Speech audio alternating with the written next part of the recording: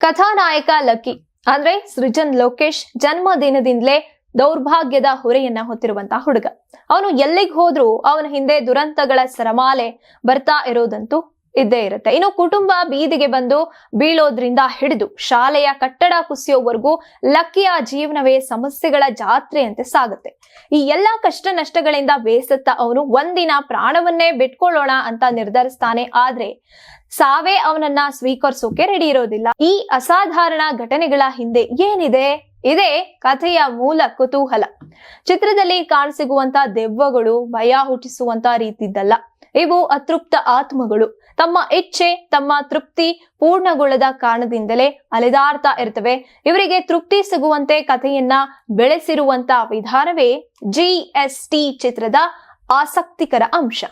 ಭೂತ ಬಂಗಲೆ, ವಿಚಿತ್ರ ಮುಖಗಳಂತಹ ಸಾಂಪ್ರದಾಯಿಕ ಹಾರರ್ ಅಂಶಗಳನ್ನ ತೆಗೆದುಹಾಕಿ ಅದಕ್ಕಿಂತ ಭಿನ್ನವಾದ ಹಾರರ್ ಕಾಮಿಡಿ ಶೈಲಿಯನ್ನ ನಿರ್ದೇಶಕರು ಅಂದ್ರೆ ಸೃಜನ್ ಲೋಕೇಶ್ ಪ್ರಯತ್ನಿಸಿದ್ದಾರೆ.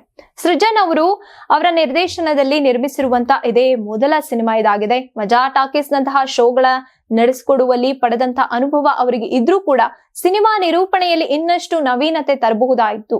ಇನ್ನು ದ್ವಿತೀಯಾರ್ಧದಲ್ಲಿ ಸೃಜನ್ ತಮ್ಮ ಅಭಿನಯದ ಮೂಲಕ ಚೆನ್ನಾಗಿ ನಗಿಸುವಲ್ಲಿ ಯಶಸ್ವಿಯಾಗಿರ್ತಾರೆ. ಶರತ್ ಲೋಹಿತಾಶ್ವ, ವಿನಯ ಪ್ರಸಾದ್, ನಿವೇದಿತಾ ಗೌಡ, ತಬಲಾ ನಾಣಿ ಅವರು, ರವಿಶಂಕರ್ ಗೌಡ, ವಿನೋದ್ ಗೊಬ್ಬರಗಾಲ ಮೊದಲಾದವರು ತಮ್ಮ ಪಾತ್ರಗಳಿಗೆ ನ್ಯಾಯವನ್ನ ಒದಗಿಸಿದ್ದಾರೆ.